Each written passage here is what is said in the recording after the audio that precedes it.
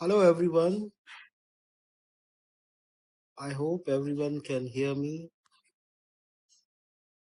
So, I welcome everyone for session on Lakshmi Sadhana. So, we have the Facebook event wall, and there are already some lovely comments flowing there, and there are some beautiful comments, there are some beautiful questions. So, I will start with that, and through that process, we will understand a lot about money and wealth. So I'm reading from what Ukul has wrote. The Indian society come across people who are very successful, but they are not even decent people. Forget about social responsibility. They seem to prosper by hook or crook. I always wonder why the prosperity is not in hands of good and why good people cannot even have a life of prosperity and abundance. Is there a block in our subconscious mind? And I want to live in abundance and I want to help good human beings to live in prosperity too. This is what I offer in today's sadhana. So, beautiful comment and beautiful question. Isn't this we see in today's world that a lot of evil minded people, a lot of manipulative, cunning people, they have a lot of money. And normally we start to think that money will come to you if you are exploiting, if you put money above everything, put money above relationships, above friendship, above love, and then the money comes in. And if you have to be very stone hearted. So normally we in our society we have started to think that money is some kind of a evil. And basically to good people. When the money has got associated with evil, there is so much guilt for money which pervades in society. So good people, the conscious people, they are stuck with the guilt of money. That guilt itself is the block. Now the question is, how do we resolve that guilt? We have to shift our understanding about money. And the Hindu understanding of money is very beautiful. So there is a trinity of Brahma, Vishnu, Mahesh, and there is also a Shakti trinity of Kali, Lakshmi, and Saraswati. So Lakshmi is the mother goddess. She is highly revered. Money is understood as a great resource for creation. It is only during Kali Yuga that spirituality and money got separated. If you see before Kali Yuga, if you see, let's say, in Dwapar Yuga, we have someone like Krishna who is at the peak of consciousness and he is also extremely rich. It is said that created the Dwarka out of gold and there were so many pearls which were used in creating of Dwarka. So in Dwapar Yuga, the money was going to conscious people. Yes, it was also going to the Asuric people. We have the example of Ravana also, who made uh, the Lanka out of gold. So conscious people were not away from money and prosperity. This whole thinking that the conscious people should remain away from money because money is something bad. This started from the onset of Gautam Buddha. And he was right in many respects. So I'm not saying that he did anything wrong. But his thinking was appropriate for Kali Yuga. Now Kali Yuga is gone. We are already in Dwapar Yuga. So we have to now understand that if we want to make this world as a beautiful place, then money should flow to conscious people. The world will be a much better place if conscious people are richer because they are going to use money in much better ways than unconscious people do. But then, what is the problem?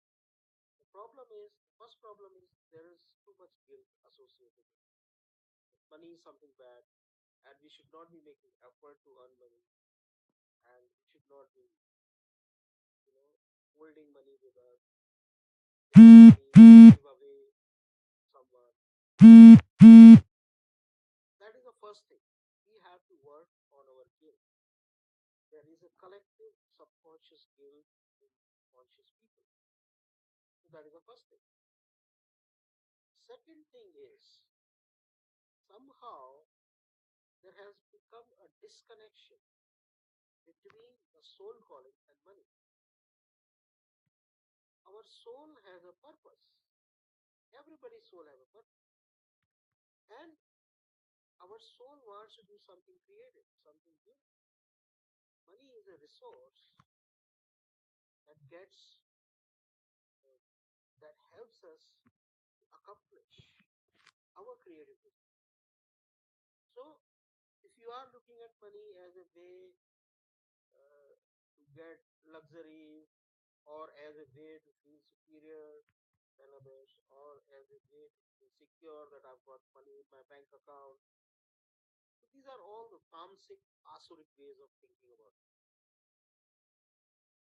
So, but this is what in our society the collective understanding of the money is. That why you want to have money, what are the reasons?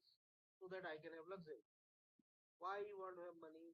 So that I am richer than others and my ego is satisfied. Because money is power. Why you want to have money? Because so that when the time comes, difficult time comes, and I still have money in my bank account, I feel insecure. So the way we are talking about money, we have not associated money with Davic quality. We have just connected money with the Asuric understanding. So what is the Davic quality? Our soul wants to explore new horizons. Our soul wants to create something. And for that creation,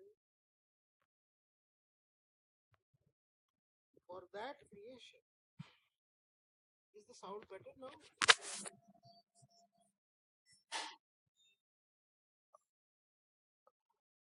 Is the sound better?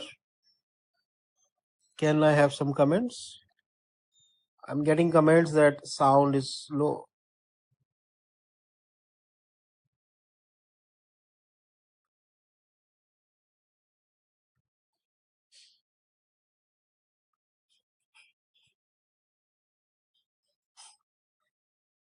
So I hope, okay, let me hold it closer. Maybe the sound will be better this way.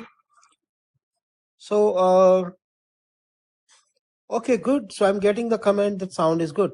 So, okay, now let me repeat what I said, just the gist of that. So the Mukul's question was that uh, we come across so many evil people in society who have a lot of money, and the decent people, they are lacking abundance. So why is that so? Why the prosperity does not come to conscious people? See, our society has forgotten that money has Devic aspects. Our Hindu understanding always knew the Devic aspects of money, and that is why there is the trinity of Brahma, Vishnu, Mahesh. And there is also the trinity of Kali, Lakshmi, and Saraswati. And because of this trinity of consciousness and energy, the whole cosmos is expanding. So if Lakshmi is not there, the consciousness, the cosmos is not going to expand. So consciousness expands because there is Mother Lakshmi. And what is the role of Mother Lakshmi in the expansion of consciousness? See, the Mother Saraswati created the vibrations, and out of that, those vibrations came out all kind of entities.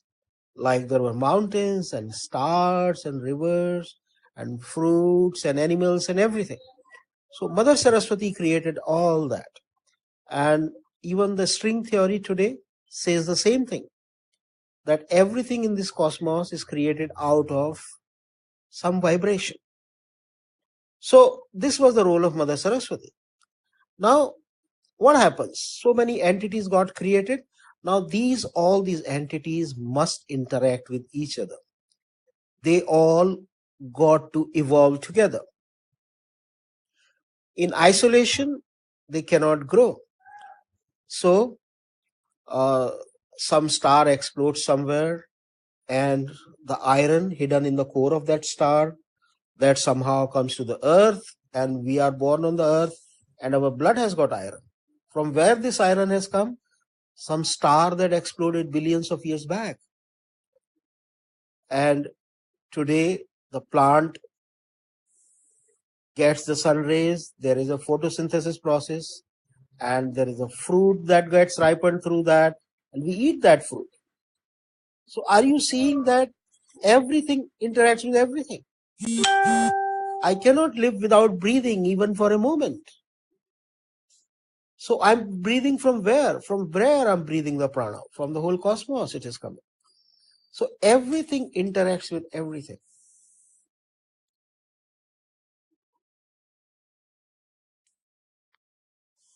I'm having to keep the camera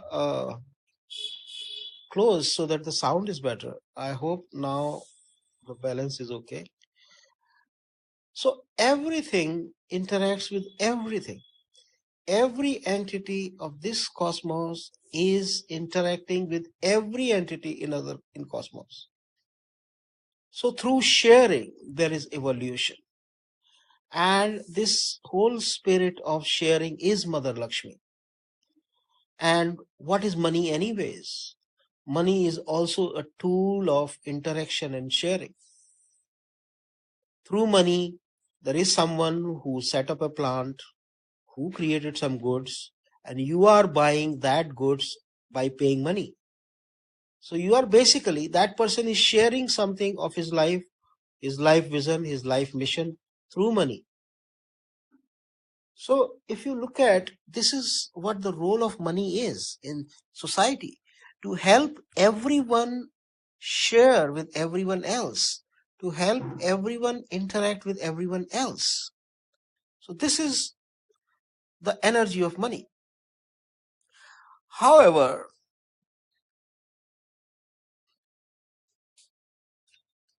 okay, thank you everyone for comments. Please keep commenting. So what has happened in society? Till Dwapar Yuga, the conscious people also had money, and even the unconscious people also had money. We have had the city built of gold by Krishna and also by Ravana. So there was no guilt associated with money. Nobody said that if you are a spiritual person, if you are a conscious person, then don't have money. Why are you touching money? No, very funny thing happened in Kali Yuga. People started to say, oh, if you are a spiritual person, remain away from money. And it's all started with the first Kali Yuga master, who was Gautam Buddha, who was the ninth incarnation of Vishnu. And I'm not saying he did anything wrong. There were reasons for him to say that, and I will not go into those reasons at this stage.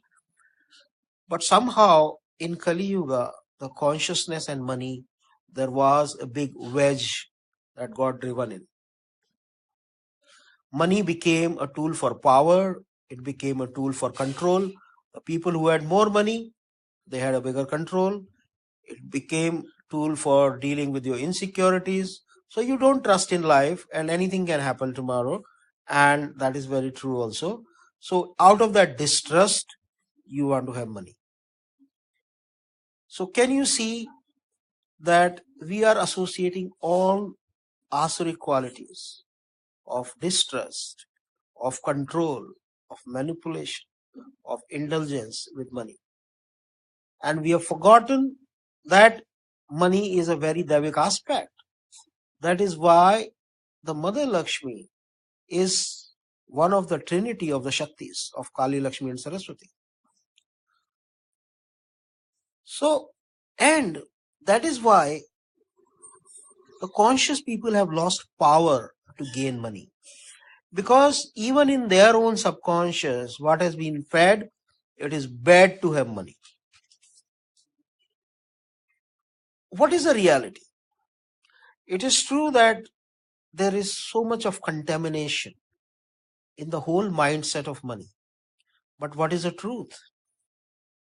Let's look at a person who is very conscious. Now he wants to be very close to his soul, and his soul is longing, and he is a unique individual. He has a unique creative vision. And for that creative vision to manifest, the money will be required. So conscious people have forgotten the connection between the calling of the soul, between their vision and the money. They have even forgotten that in the world they are here for a purpose. Once they realize that they can celebrate life only when their soul attain a creative vision, they will start to realize that money has an important role to play. So we have to start dissolving our subconscious that has all the negative stuff about money inside it. And we have to start connecting money with the divine qualities of Brahma, Vishnu, Mahesh. So what is Brahma? Brahma is the new creation. So connect money with creation. What is Vishnu? Vishnu is the nurturing and love. So connect money with love and nurturing. So generally what happens in the life of conscious people? Money comes, what happens to you? Do you get more loving or less loving? Normally I have seen that once the money comes, people become less loving. And God doesn't want that. God doesn't want conscious people to become less loving. So if because they got money, they got less loving, God just takes away your money. Because it's very important to be loving. So how about now connecting money with enhanced love? How about remaining aware that as you get more money, you also become more loving. You also nurture many people. You contribute to the lives of many people. You let your life be beautiful and let the life of others be beautiful. So let the Vishnu quality grow through money and let the Rudra quality grow. As you gain money, you become more conscious, you become more aware. As you play big, there will be more situations in life. And more situations means the more awareness. So once we start to understand that money can help us into divine manifestation, into gaining of more Brahma, Vishnu, Mahesh qualities, that will help conscious people to understand and acquire money. So I hope I answered Mukul's question. So what I will do is I will complete this Facebook live session And then I will start a new session because this particular session was for a very specific question.